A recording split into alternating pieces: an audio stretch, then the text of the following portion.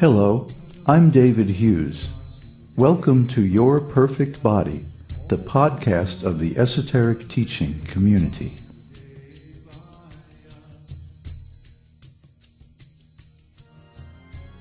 Today's selection is an essay entitled "The Tyranny of the Majority."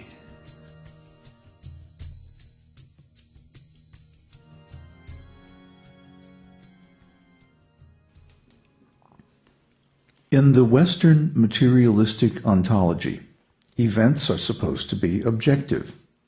That is, all observers present witness the same thing.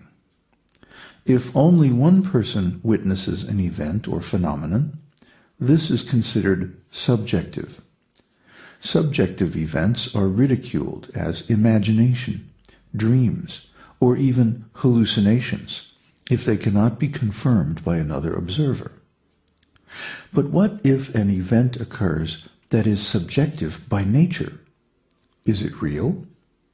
For example, I can observe that I am conscious, but you cannot observe that I am conscious except indirectly. For all you know, I may be a clever automaton, and only you are actually conscious. Thus, according to Western materialistic ontology, consciousness is ephemeral because it is intrinsically subjective. In the Vedic transcendental ontology of consciousness, however, subjective events are considered as real, if not more real, than so-called objective events. Let us say, for example, that a certain person has a vision of God. Others present nearby do not notice anything unusual. Yet the person who has had the vision is deeply affected by it. It changes his whole life. According to the Western materialistic ontology, the person with the vision has had an hallucination, or even a temporary episode of psychosis. But the Vedic ontology accepts the subjective experience as real. Depending upon the subsequent effects and symptoms displayed by the person, it may even be more real than material so-called reality. What is so real about material reality anyway?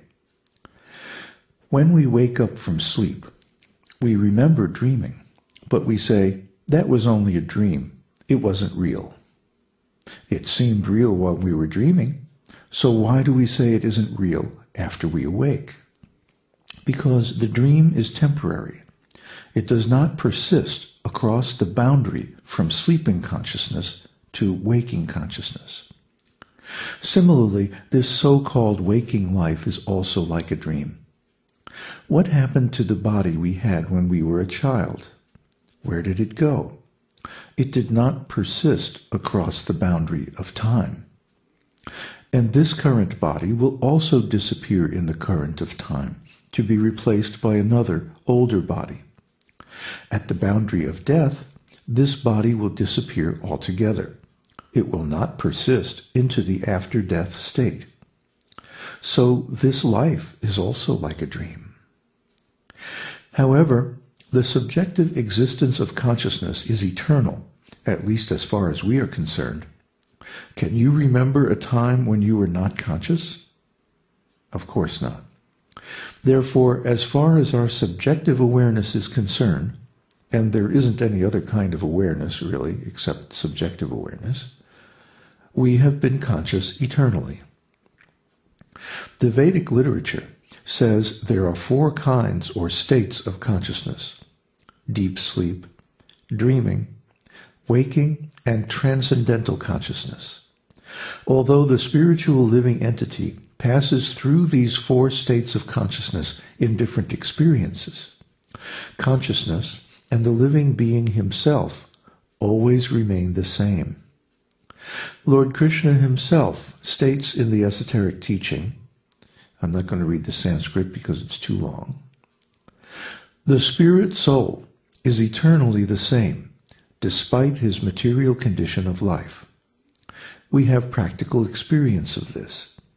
When we are absorbed in deep sleep without dreaming, the material senses become inactive, and even the mind and false ego are merged into a dormant condition. But although the senses, mind, and false ego are inactive, one remembers upon waking that he, the soul, was peacefully sleeping.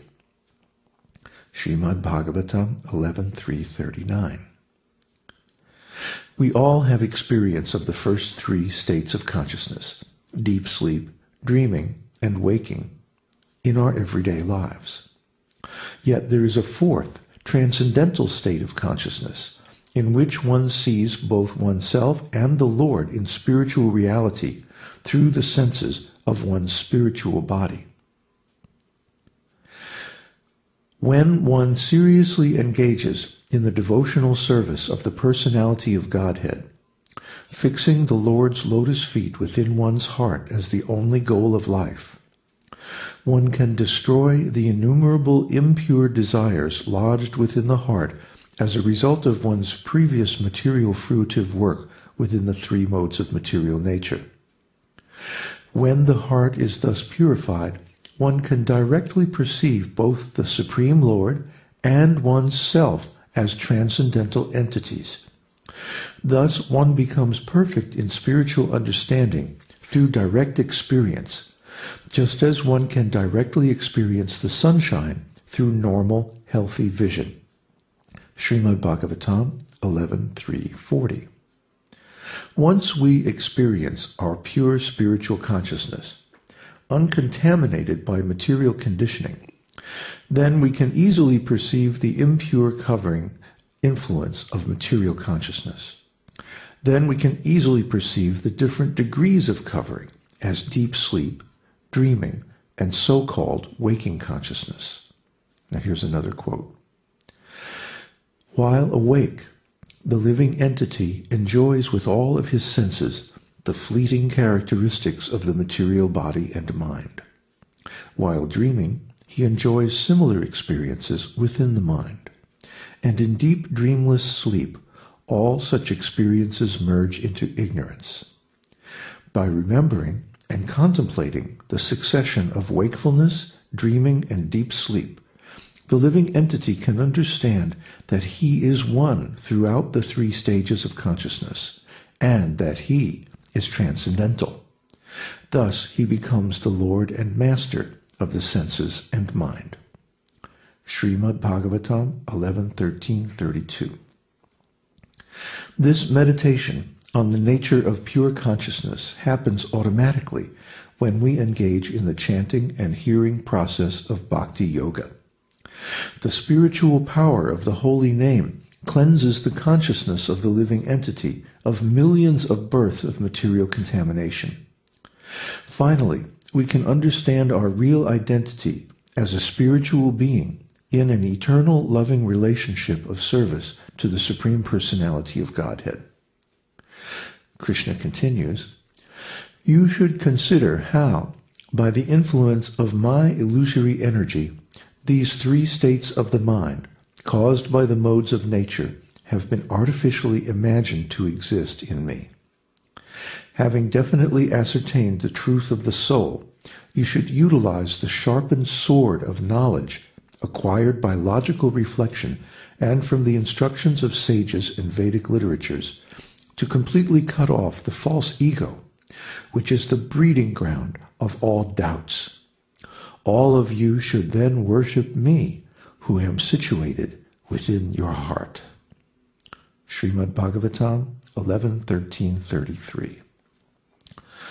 All these phenomena, the four states of consciousness, the meditations and considerations of the living entity, the knowledge gained from transcendental experience of the soul and supersoul, the logical reflection on these experiences, and the final conclusion that leads to complete self-realization, are all completely subjective.